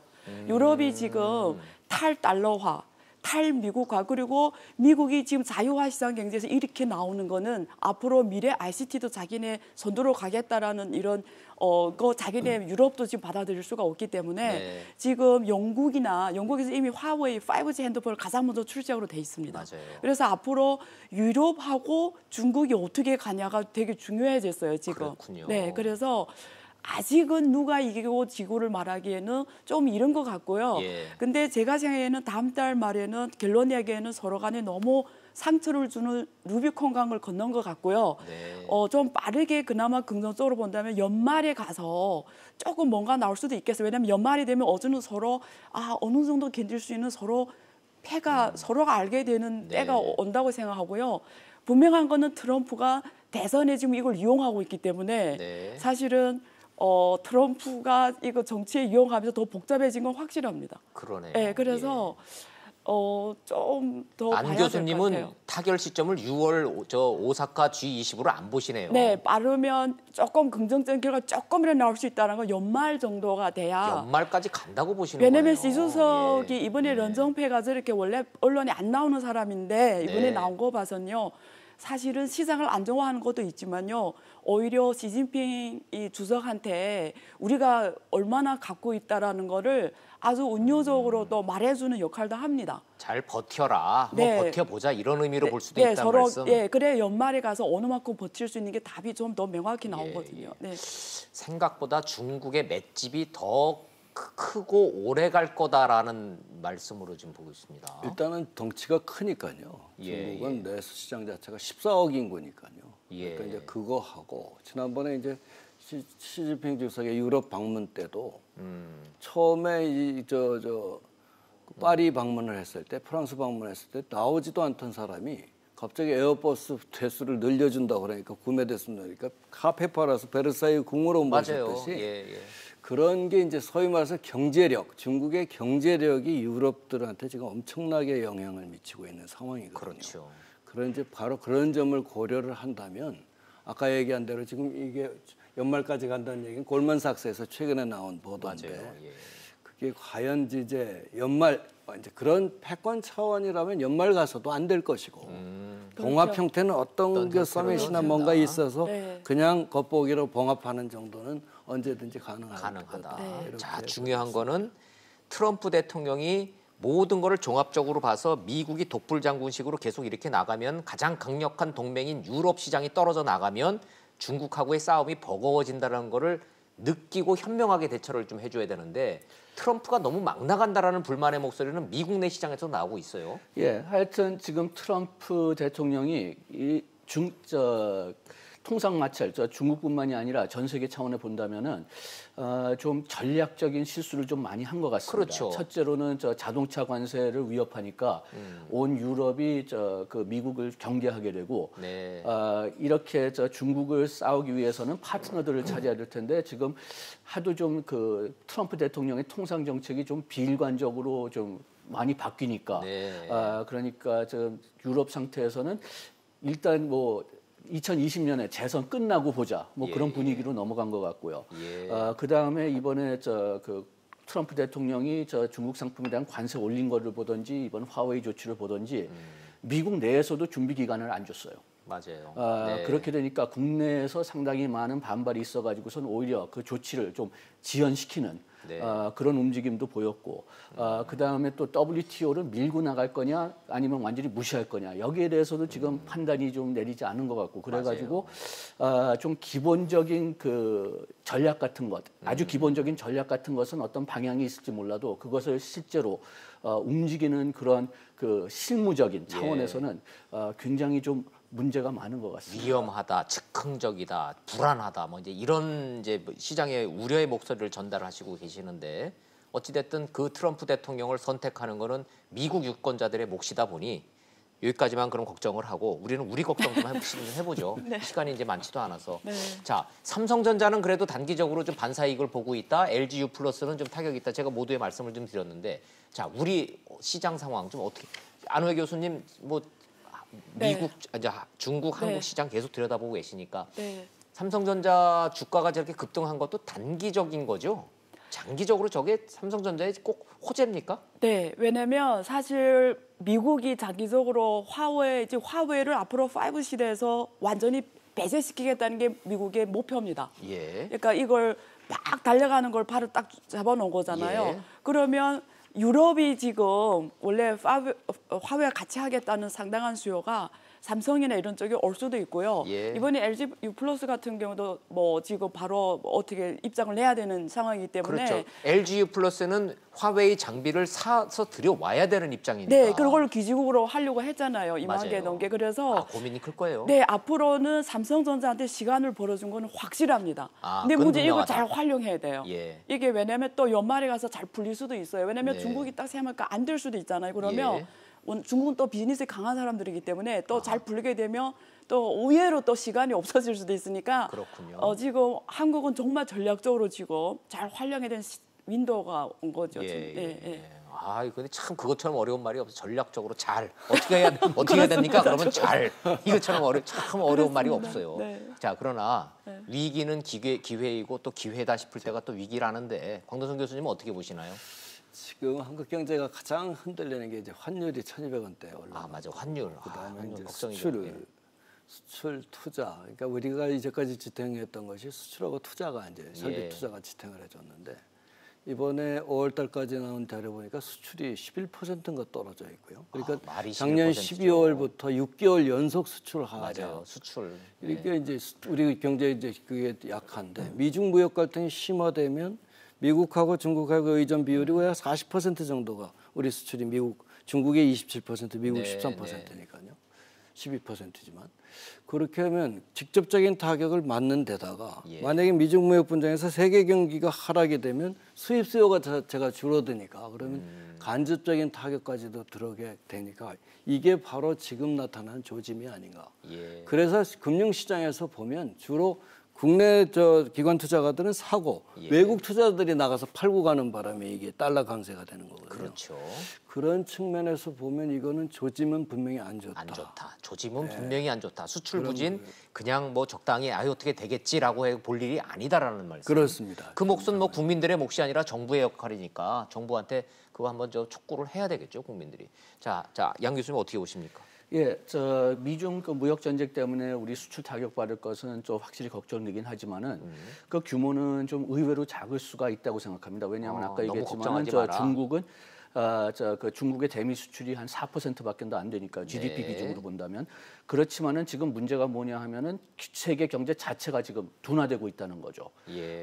그래 거기에다가 또 지금 일단 미중 무역 전쟁 때문에 그 결정이 유예됐지만은 만약 자동차 관세가 미국에서 부과되기로 한다면은 네. 그러면은 그게 오히려 미중 무역 전쟁보다 훨씬 더 우리나라에 큰 타격을 줄 수가 있거든요. 엉뚱한 데서 터질 수가 있군요. 두 군데뿐만이 아니라 지금 여러 군데에서 터질 수가 있는 거죠. 지금 네. 그 무역 네. 자체가 지금 둔화되고 있기 때문에. 예. 그런데 한 가지 좀 희망으로 보고 있는 거는 우리나라가 지금 중국에 팔고 있는 그 물건들의 대부분이 중간재니까 지금 이런 사건으로 생산 기지가 중국에서 다른 나라로 뭐 베트남이든지 멕시코가 되든지 예. 이동한다면은 우리는 그쪽으로 중간재를 팔 수가 있기 때문에 그렇기 때문에 피해를 받겠지만은 피해를 좀 줄일 수는 있다고 생각하는데 그렇다면 우리 기업들이 빨리 움직여야 됩니다. 그렇죠. 그런데 예. 그렇게 빨리 움직일 수 있을까가 제가 조금 좀 그러게요. 걱정이에요. 예. 이거 뭘 걱정해야 되고 정부가 뭘 해야 되는지 얘기를 하다 보면 방법이 있을 거고 하여튼 정신을 바짝 차려야 됩니다. 기업도 정부도.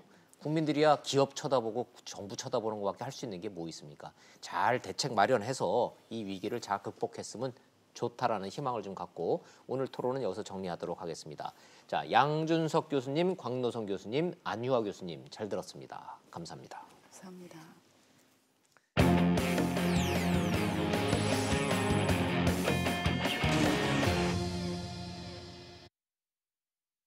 정치권에서 끊이지 않고 있는 독재 논란 좀 이어가도록 하겠습니다. 황교안 한국당 대표가 문재인 대통령이 말한 독재자의 후예에 대해서 발끈했고요. 오히려 문재인 대통령에게 김정은 대변인이라는 표현을 또 다시 쓰기 시작을 했습니다. 전국 상황 보시고 이슈 따라잡기로 돌아오겠습니다.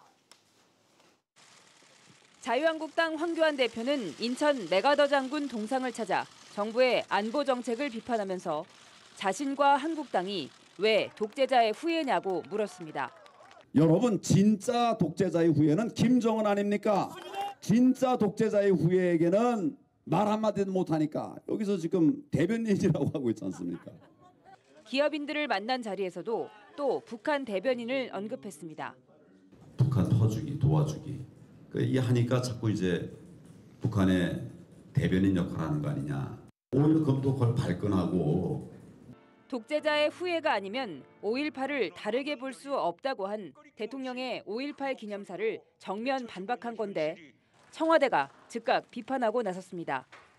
고민정 청와대 대변인은 연일 정치 혐오를 일으키고 국민을 편가르는 발언이 난무한다면서 말은 그 사람의 품격을 나타낸다는 말로 답변을 가름하겠다고 했습니다.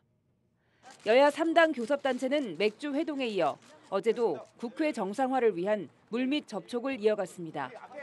그러나 패스트트랙 사과 등 한국당이 요구하고 있는 국회 복귀 조건을 두고 민주당과의 의견 차이가 좁혀지지 않고 있습니다. 이슈 따라잡기 순서 돌아왔습니다. 김수민 평론가님 나오셨고요. 어서 오십시오. 네, 안녕하세요. 예, 독재 논란이 지금 정가의 이슈다. 제가 이렇게 좀 시청자 여러분의 설명을 좀 드렸는데 네. 이게 어디서부터 시작됐는지를 좀 거슬러 올라가려 봤더니 한두 끝도 없어서 네. 제가 거꾸로 좀 여쭤볼게요. 거꾸로.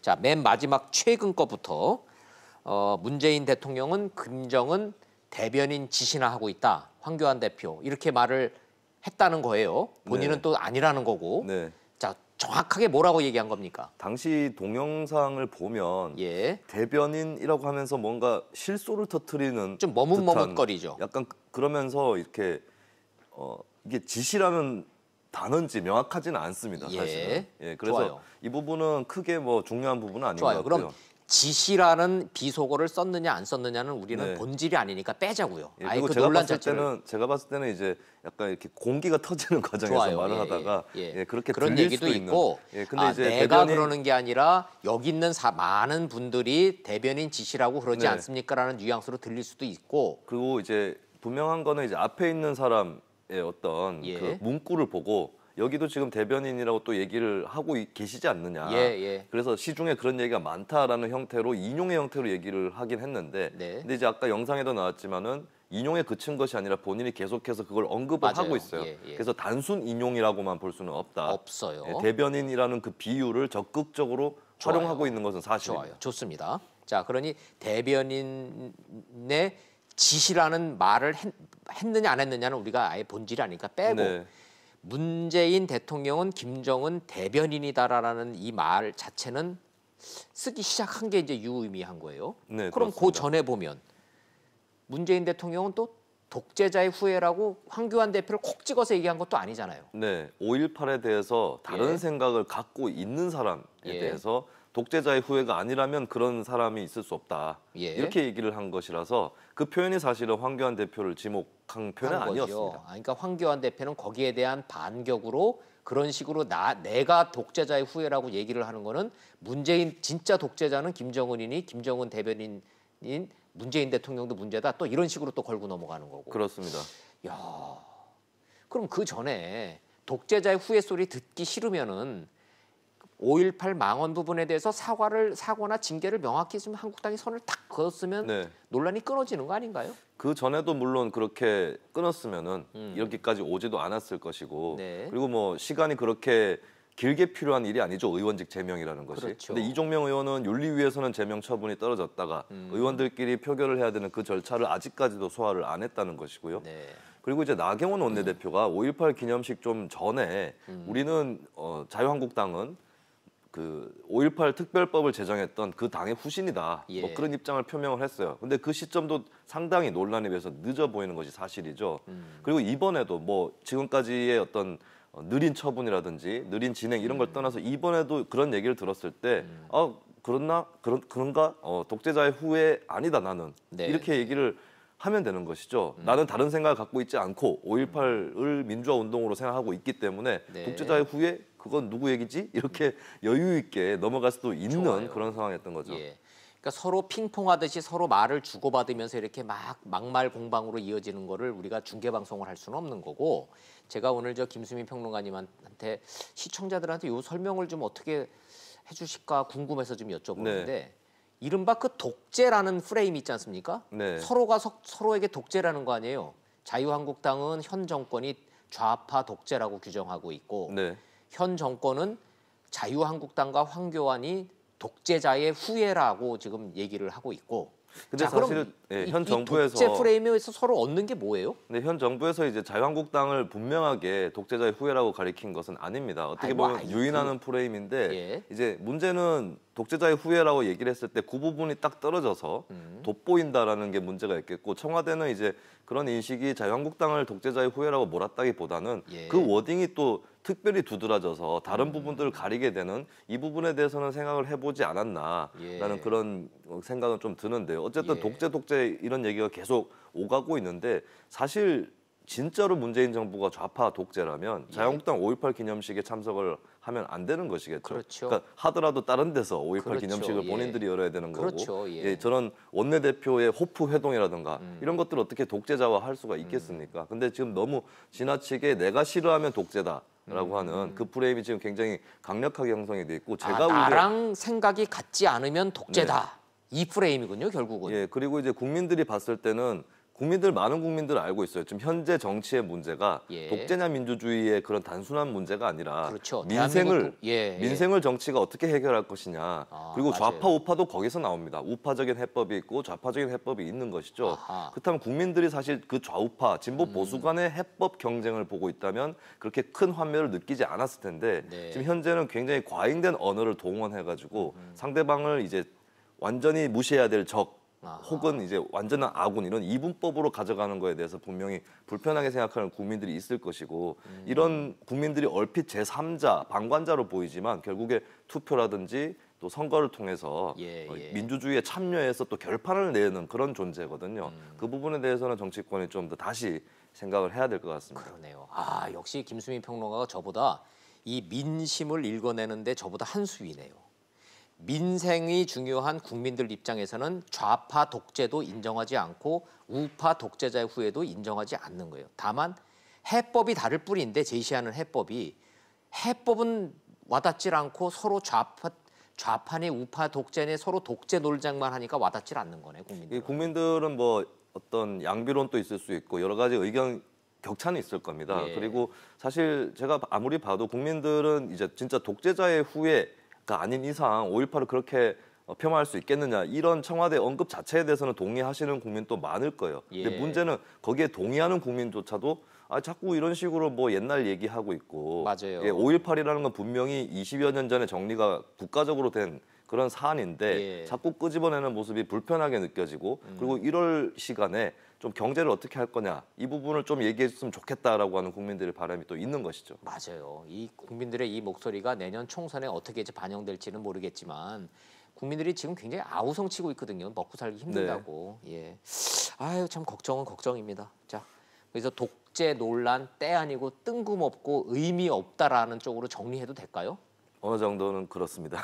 독재 논란 이거 정치적인 이 싸움일 뿐이지 국민들하고 아무 상관없는 문제입니다라고 정리 어느 정도 해도 돼요? 근데 이제 정치권이 또 해야 될 일은 5.18과 또 우리 먹고 사는 문제와 연결 부분이 분명히 있을 거예요. 역사를 정리하는 과정에서. 5.18이 그런 민주화 부분을 좀 운동 설명해주면 좋겠는데 하지 않죠. 5.18이 민주화 운동이었다. 법적으로, 정치적으로, 역사적으로 다 결정된 거잖아요. 네, 그렇습니다. 결론 난 거 가지고 언제까지 이럴 거냐 이거예요. 그죠? 네. 언급 자체를 하지 말라는 것은 아니고요. 깊이 있는 해석들을 계속 해가면서 재조명하고 그러면 되는 일인데 해석과 재조명과 평가와 기념하고 추도하고 할 거 그냥 조용히 하면 되는데 왜 정치인들이 거기 가서 자꾸 싸우냐 이거죠. 그렇습니다. 이해가 안 돼서 자꾸 여쭤봅니다. 좋습니다. 뭐 국민 여러분들이 다 이제 판단을 해주시겠죠. 요 얘기 좀 한번 해보죠. 그 이른바 버닝썬 승리 사건에서 그 등장했었던 경찰총장님. 알고 봤더니 윤모 총경. 알고 봤더니 총경의 경찰서장을 총장님이라 그랬더만요. 근데 이 양반이 왜 청와대 민정수석실의 행정관하고 연락을 주고받죠? 3월 15일 조사 전에 3월 11일 경이죠. 메시지를 보내서 청와대 근처에서 만나자라고 원래 제안했다. 아는 사이래요? 네, 그렇죠. 왜냐하면 윤 총경이 청와대에서 파견 근무를 한 적이 있었습니다. 청와대 근무를 했었으니까 잘 나가는 경찰이었군요. 어느 정도는 뭐 굉장히 좋은 경력이라고 인정받을 수 있겠고 좋아요. 또 그때 인연을 맺었던 이모 선임 행정관하고 접촉을 시도를 했었던 것이죠.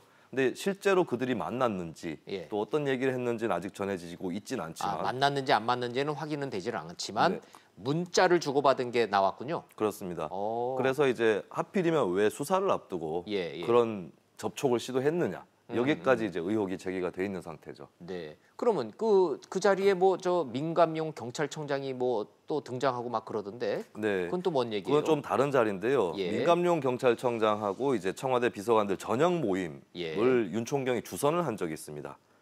그리고 그 날짜는 3월 말로 잡혀 있었던 거거든요. 그래서 한창 수사가 진행되고 있는데 혹시 그 사이에 경찰청장을 포함한 그 자리를 만들려고 한 것이 아니냐라고 하는 그래서 뭔가를 또 도모하려고 한 것이 아니냐 이런 의혹이 나오는 건데 그 회동은 성사됐습니까? 무산됐습니까? 네, 그건 민 청장이 해명을 했는데 성사되지 않았다. 부적절해 보여서 성사되지 않았다. 그리고 본인도 그 전에 참석을 하지 않는 그런 결정을 했었다라고 해명을 일단 했습니다. 자, 그럼 다시 그럼 원론으로 돌아와서 이른바 문제의 청와대 선임 행정관과 그 의혹으로 연결고리로 지목당했던 윤 총경은 어떤 관계예요? 일단 뭐 가까운 관계로 알려져 있고 단순히 가까우니까 뭐 그렇게 서로 뭐 네. 카톡 문자 주고 받았겠죠? 그렇습니다. 청와대에서 같이 근무한 인연으로 가까운 관계라고 볼 수 있는데 예. 아직까지 뭐 이 사건에서 이모 선임 행정관이 구체적으로 어떤 개입을 했고 이런 부분은 밝혀지지는 않았고요. 예. 근데 이제 어떻게 보면은 민감한 시기에 그렇게 좀 접촉을 시도했다는 것 자체가 공직자로서는 조금 부족했다라고 볼 수는 있겠죠. 근데 제가 제 기억에 딱 그 시점에 민가병 경찰청장이 국회 나가서 네. 김학의 동영상에 저도 봤는데 육안으로도 그거 맞던데요? 이 발언 했었잖아요. 그렇습니다. 그런데 그 딱 시점이 딱 그 타이밍이던데요? 네, 그리고 이모 선임 행정관이랑 누구죠? 윤총경. 네, 윤총경 이 두 사람이 대화를 나누는 과정에서 드러난 것 중에 하나가 민감용 청장의 그 언급이었습니다. 그래서 거기에 대해서 되게 잘 하셨다. 그리고 또 세게 했어야 된다. 선임 행정관 쪽에서는 좀 더 세게 했었어야 되는데라고 하는. 그래서 이제 뭔가 이제 김학의 대 경찰의 구도에서는 경찰을 더 편드는 듯한 그런 대화를 또 나눈 것이 드러났죠. 검찰 입장에서는 그 문자 메시지를 딱 보면 청와대 행정관과 이 문제의 총경과 경찰청장이 검찰의 불리한 프레임을 짜는데 서로 뭐 만나고 문자 주고받고 뭐 이런 모임이 있었네. 이러니까 검찰은 의심할 만은 하네요. 그리고 검찰에서는 그렇게 의심을 하고 있다면 청와대에서는 거꾸로 이걸 자꾸 이런 식으로 몰아가고 이런 얘기가 밖으로 흘러나오는 것은 검찰의 작품이 아니냐라고 의심할 수 있는 그런 또 상황이 이게 또 벌어지고 언론 있는 보도가 것입니다. 이 내밀한 내용이 언론 보도에 나오는 거 보면 검찰이 흘린다고 청와대는 또 생각할 수 있을 것이고. 네, 그래서 결국에 버닝썬, 김학의 사건 그리고 검찰, 경찰, 청와대가 이렇게 얽혀버리는 이런 그림으로 가고 있는 것인데. 야, 요거 국민 여러분들이 내 눈으로 딱 지켜보시면 요 사람들 봐라, 요거 봐라 그러면서 딱 지켜볼 것 같은데요. 네, 어쨌든 거기서 도덕적인 우월이라든지 또 이제 선명성, 개혁성 이런 것들을 담보하려면 의혹을 먼저 적극적으로 털어내는 그 각 기관의 모습이 좀 있어야 될 것 같습니다. 그러게요. 자, 이게 원래 뭐 어디 가서는 뭐 하지 말라 그러는데 타이밍하고 딱 언행들이 아주 묘하게 좀 떨어지고 있어서 국민들이 궁금해하실 것 같기는 하네요. 자, 요거 탁현민 행정관 왜 청와대 나왔잖아요. 근데 자문회의 하고 있는데 그 정상회담 얘기하면서 재밌는 얘기 비하인드 스토리를 많이 얘기했어요. 뭐가 제일 기억에 지금 이제 눈에 띄세요? 전직이 되고 나니까 예전에 있었던 얘기를 좀 더 편하게 하고 있는데 그때 이제 미디어 파사드라고 해서 이제 남북 정상회담 하고 나서 이제 그날 밤에 그 퍼포먼스가 있었는데 그때 이제 한 조금 10초, 15초 정도 암전이 된 적이 있었습니다. 때 저는 그때 그거 보면서 남북 관계에 있어서 남북 정상이 있는데 불이 꺼져. 깜깜해져요. 연극처럼. 이거 있을 수 없는 일이잖아요, 경호에서. 그렇습니다. 그게 어떻게 보면 보통 국민들은 그냥 퍼포먼스 중간에 있는 일이라고 생각했을 수 있겠지만 저희 같이 경험 있는 사람들 딱 보면 아찔한 거거든요. 근데 그게 연출이었다는 거라며요. 그렇습니다. 그리고 그게 연출일만큼 남북 간의 신뢰, 정상 간의 신뢰가 있었다. 15초 정도 암전을 해도 괜찮을 정도였다라고 하는 것이 탁현민 전 행정관의 회고였는데 저는 좀 그 부분이 많이 눈에 띄었습니다. 암전이라는 게 연극에서 1막하고 2막 가기 전에 불 딱 꺼지면서 깜깜해지는 잠깐의 그 사이를 암전이라고 그러는데 대통령 행사에서 암전이 있다라는 거는 세계 역사상 보기가 유례가 없는데 남북 정상회담 때 그게 연출이었대요. 놀라웠어요. 근데 탁현민 전 행정관은 그 김정은이 답방 한다는 거예요? 안 한다는 거예요? 이제 답방에 대비를 해가지고 많은 준비를 해뒀다라는 또 진술을 이번에 했는데 그 얘긴즉슨 이제 언제든지 답방을 하더라도 이제 그걸 맞이할 준비가 돼 있다라는 뜻이고 그 거꾸로 얘기해서 답방을 뭐 그렇게 멀지 않은 시일 내에 오더라도 이상한 일이 아니다라고 충분히 해석은 할 수 있겠죠. 우리는 다 준비돼 있다 이런 뜻이군요. 그리고 예전에도 한번 올 뻔했다. 뭐 이런 또 뉘앙스로 읽을 수도 있지 않을까 그렇게 보입니다. 재밌어요. 한 가지만 더. 조국하고 유시민 정계 진출에 대해서도 얘기를 했던데 한다고 보는 겁니까? 안 한다고 보는 겁니까? 사실 이 부분은 누가 얘기를 하더라도 쉽게 믿을 수 없는 그런 얘기라서 탁 행정관 전 행정관이 얘기했다고 뭐 굳이 무게를 실을 수는 없겠지만 근데 이제 어쨌든 탁 전 행정관은 두 사람의 성품 중심으로 일단 설명을 했거든요.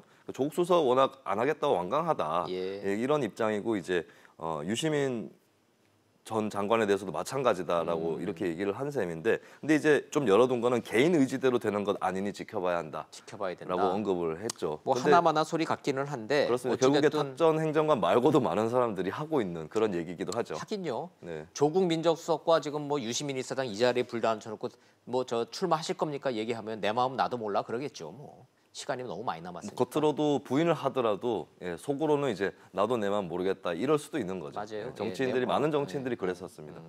저도 제 마음을 잘 모르겠어요. 어떻게 될지. 네. 예. 마지막 질문 좀 하나 하고 시간이 다 돼서 네. 저 3당 원내대표들 그래도 저 맥주도 마시고 뭐 분위기도 좋고 그랬는데 성과는 없다 그러는데 네. 결론적으로 자유한국당이 복귀해서 국회 정상화되는 거 5월 말에 가능하다고 보십니까? 아니면 6월로 넘어간다고 보십니까? 저는 일단 6월로 넘어가지 않을까 싶어요. 추경도 지금 예결특위위원 새로 선임을 해야 돼서 5월 물리적으로 안 안으로는 된다? 전혀 처리할 수 없는 상황이고 자유한국당도 지금 뭐 대변인 논란도 있고 여러 가지 장애투쟁을 하고 있는데 그걸 네. 급하게 추스르고 바로 복귀하기는 어려울 것으로 보입니다. 그리고 이제 이인영 원내대표가 유감 표명 정도로 할 것이다라는 관측이 나오고 있는데 했대요, 안 했대요? 했다는 얘기도 있고 안 했다는 얘기도 있고. 그게 이제 공식적으로 뭐 하지는 않았고, 그리고 유감 표명이라는 것은 사과보다는 톤 다운된 그렇죠. 것이거든요. 예. 그래서 그거를 자유한국당이 덥석 받아들이냐 안 받아들이냐도 좀 더 지켜봐야 될 일이기 때문에 저는 5월 내로는 좀 힘들지 않을까 그래요. 그렇게 전망을 해봅니다. 저하고 내기하십시다. 500원 내기. 저는 5월 말이면은 자유한국당 국회 들어올 수밖에 없다에 저는 딱 걸겠습니다. 김준일 네. 평론가는 6월로 넘어가는 걸로. 네, 그러니까 네, 알겠습니다. 일주일 뒤에 한번 저 결과 가지고 시청자 여러분들의 판단을 받아보시자고요. 네, 자, 좋습니다. 잘 들었습니다. 고맙습니다. 감사합니다.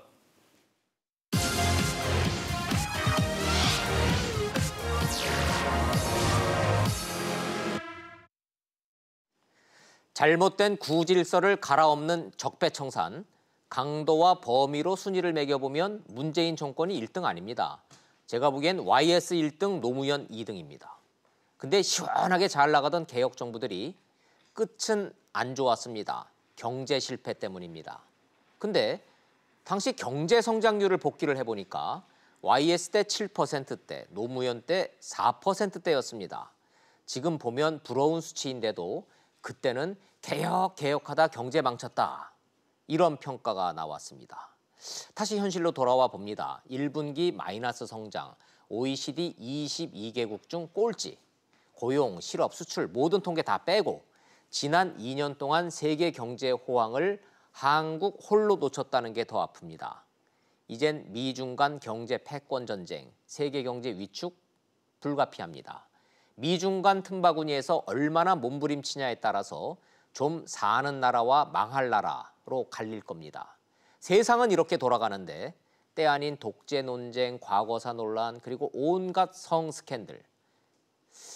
경제 무너지면 나라고 정권이고 못 견딘다. 역사의 교훈입니다. 그래서 바보야, 문제는 경제야가 아니고 더 큰 문제는 정치야. 대한민국에선 이 말이 맞는 것 같습니다. 직설 마칩니다. 시청해 주셔서 고맙습니다.